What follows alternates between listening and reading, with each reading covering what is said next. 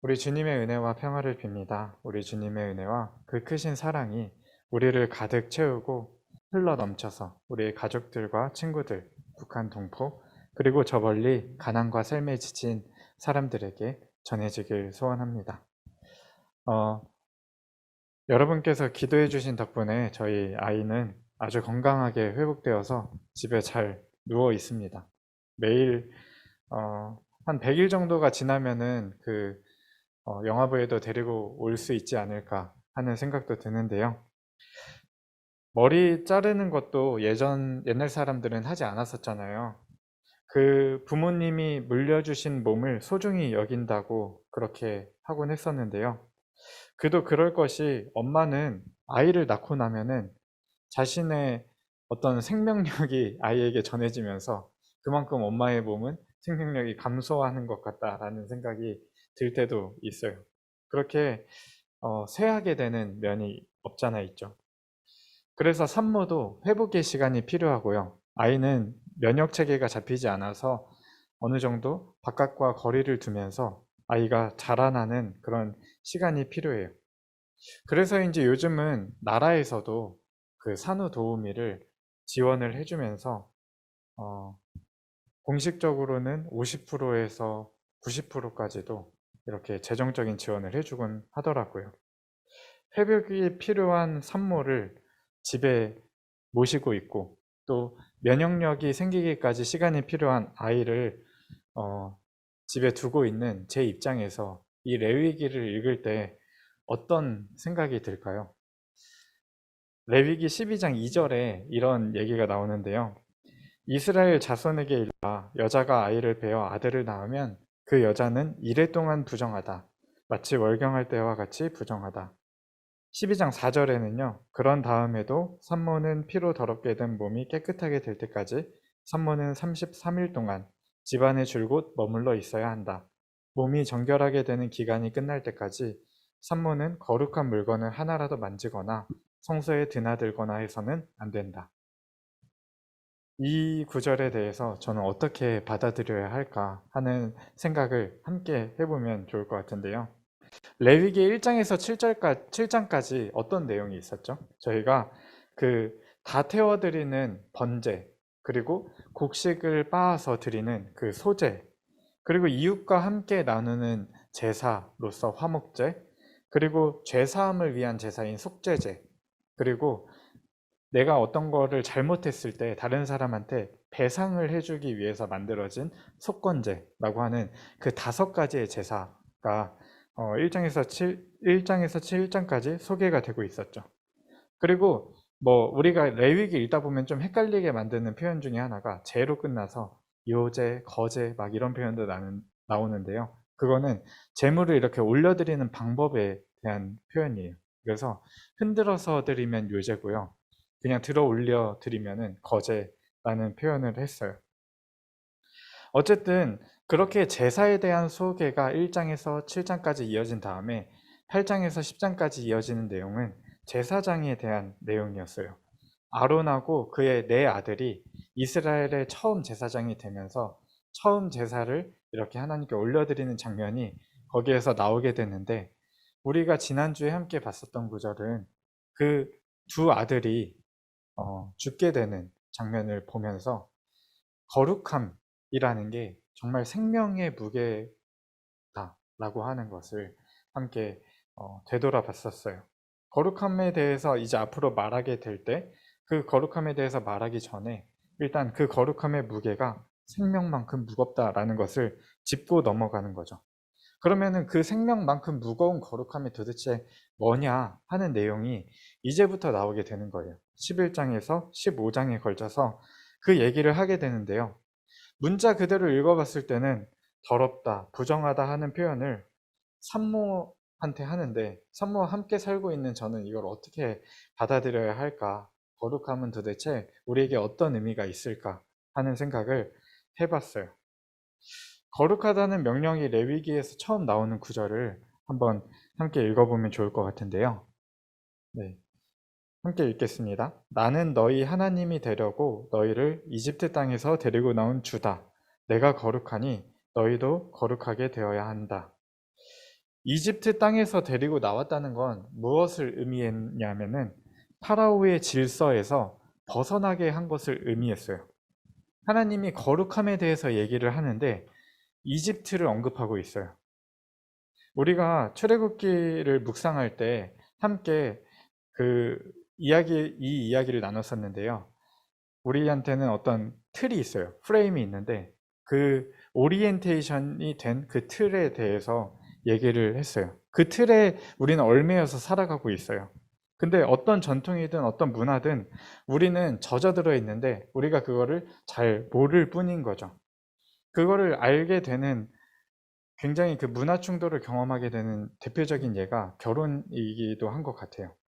어쨌든 그 오리엔테이션의 틀이라고 하는 말은 에리 프롬이라고 하는 사람이 처음 그 종교를 얘기할 때 했던 말 중에 하나였는데요.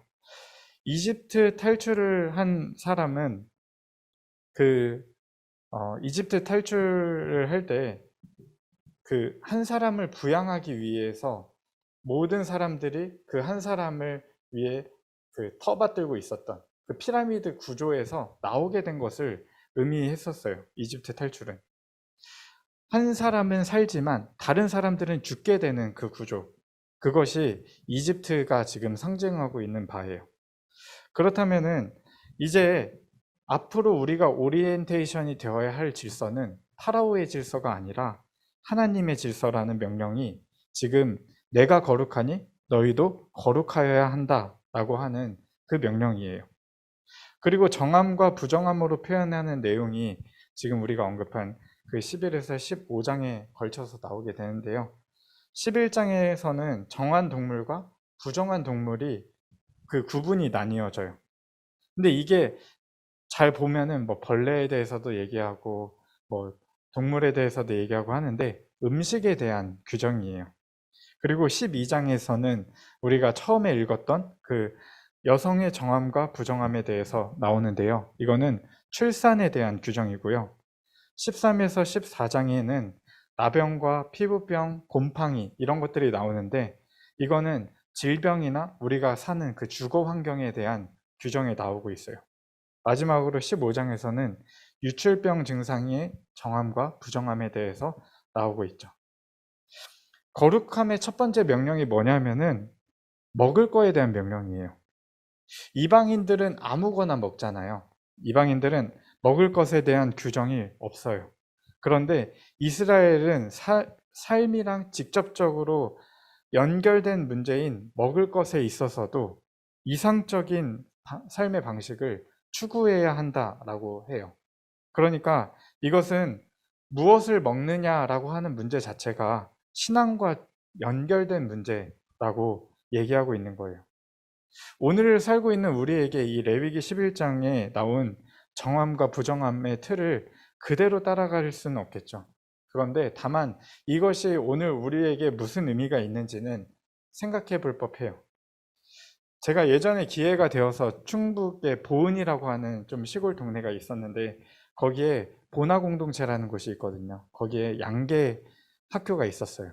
그래서 양계하는 닭을 키우는 거 그리고 계란을 낳게 되는 그 과정을 그 학교에서 배워본 적이 있었는데요. 이 공동체는 함께 살아가기 위해서 생계의 수단으로 농사도 지어보고 여러 번 시도를 여러 가지를 해봤는데 다 실패를 했었대요. 그러다가 성공을 마침내 거두게 된 게 이 닭을 키우는 거였어요.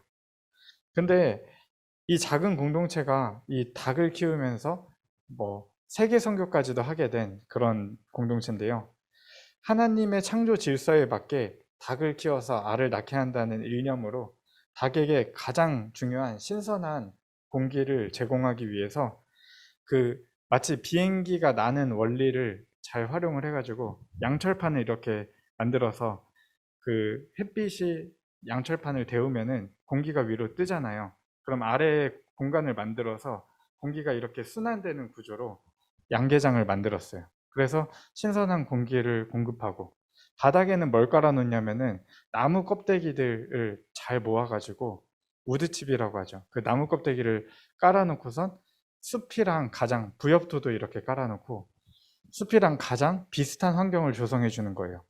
그리고 요즘 닭들이 어떻게 키우는지를 우리가 보게 되면은 계란을 함부로 먹게 될 수 없기도 하는데요. 시멘트 바닥 위에다가 케이지를 다 놔가지고 몸을 움직일 수 없게끔 만들어 놓고서 막 그냥 뒤로 달걀만 낳게끔 하는 그런 구조로 이렇게 케이지 닭들을 키우죠. 그러나 거기는 닭들이 그래도 조금은 자유롭게 돌아다닐 수 있게끔 만들어 놔서 그렇게 키우고 있었어요. 그리고 닭이 닭똥 냄새가 엄청나게 심한데 거기는 닭똥 냄새가 별로 나지 않더라고요. 근데 그 이유가 그 자연스러운 원리를 만들어 놓으니까 나무 칩들 사이로 그 닭들의 똥이 밑으로 내려가다 보니까 냄새도 덜 나고 거기에서 발효가 되어서 겨울에 그 신선한 공기가 도는 동안에도 열기가 밑에 있으니까 닭들이 거기 바닥에 이렇게 몸을 깔고 앉아 있으면은 따뜻하게 되는 그런 구조를 가지고 있더라고요. 거기에서는 좋은 계란이 나올 수 있겠죠. 그리고 별로 상관은 없을 거라 여겨지긴 하지만 닭들에게 찬양까지 들려주고 있더라고요. 여러분이 생각하시기에 그 케이지 닭과 거기에서 나온 계란 중에서 어디서 나온 계란이 신선하고 또 우리 몸에 건강함을 줄까요? 또 비슷한 예로 요즘 유전자 조작 식품도 오늘날 문제가 되고 있죠. 근데 저도 이번에 처음 알게 된 사실인데 이 유전자 조작 식품에 수입하는 나라 1위가 대한민국이라고 하더라고요. 근데 문제는 이 인위적으로 유전자 조작을 한 그 식품을 계속해서 섭취하게 될 때 우리의 몸에 악영향을 미칠 수 있어요. 개인에게 이 모든 구별하는 짐을 지우는 것은 좀 부당하다라고 할 수도 있겠죠. 그런데 교회라면은 공적으로 거룩함을 위해서 이런 먹을 것에 대한 문제에 대해서도 사람에게 건강함을 주는 식품을 만들어가고 있는지에 대해서도 문제 제기를 하고 관심을 가지고 그럴 수 있어야 되겠죠. 기본적인 원리는 같아요.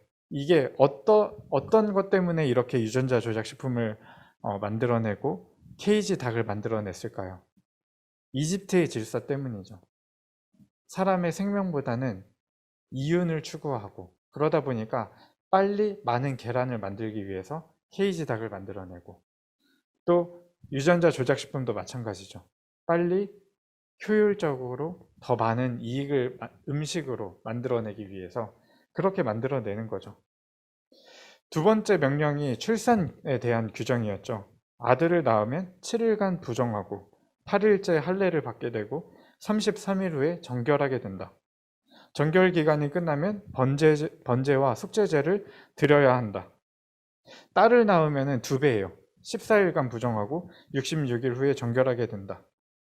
오늘날을 사는 우리에게는 굉장히 남녀 차별하는 듯한 발언이기도 하고 생명이 태어났는데 부정하다라는 표현이 굉장히 거슬리기도 하죠. 그런데 이 부정함이라는 거의 의미를 잘 이해해 볼 필요가 있어요. 아직은 법과 또 이 법을 사회가 따라가지 못하는 부분이 있기는 하지만 요즘 우리가 아이를 낳게 되면은 법적으로 출산휴가를 3개월 보장을 하게 해주죠. 일정 기간 동안은 산모와 신생아를 다른 사람들이 접촉하지 않게끔 만들어줘요. 그게 부정하다라는 것을 그 기간을 문자 그대로 받아들이기보다는 민족 공동체와 산모와 신생아를 분리시키는 그런 규정인 거예요. 그러니까 때때로 우리가 건강한 어른들이 또 건강한 청소년들이 우리가 코로나를 경험하면서 경험했지만 할머니나 어른들한테 이 바이러스를 전달하는 매개가 될 수도 있는 거에 대해서 우리는 경험을 하고 있잖아요. 마찬가지로 이스라엘 민족 공동체와 이 산모와 아이를 분리시키는 거는 이들은 매개가 되지 않게 하고 또 이들은 그 위험으로부터 보호하는 그런 규정을 만들어낸 것이죠.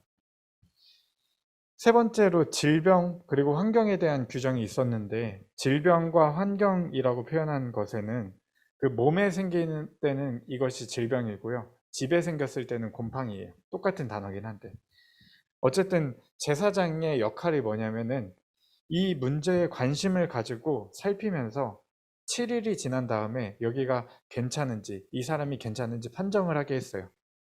굉장히 중요한 규정이에요.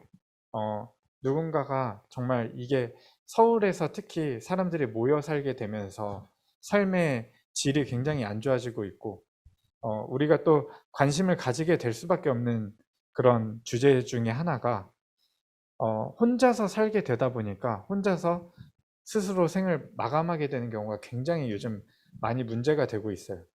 근데 이 좁고 어둡고 칙칙하고 곰팡이가 핀 주거 환경은 사람을 그렇게 몰아가는 것이 있죠. 이 거룩함에 대해서 세 번째로 규정하는 바는 공동체에 속한 그 사람의 몸뿐만 아니라 지금 그 사람의 집이 어떤지까지도 살피고 있는 거예요. 제사장이 그 어떤 사람의 집에서 곰팡이가 발견되면은 계속해서 그 살펴봐요. 곰팡이가 다 해결이 될 때까지.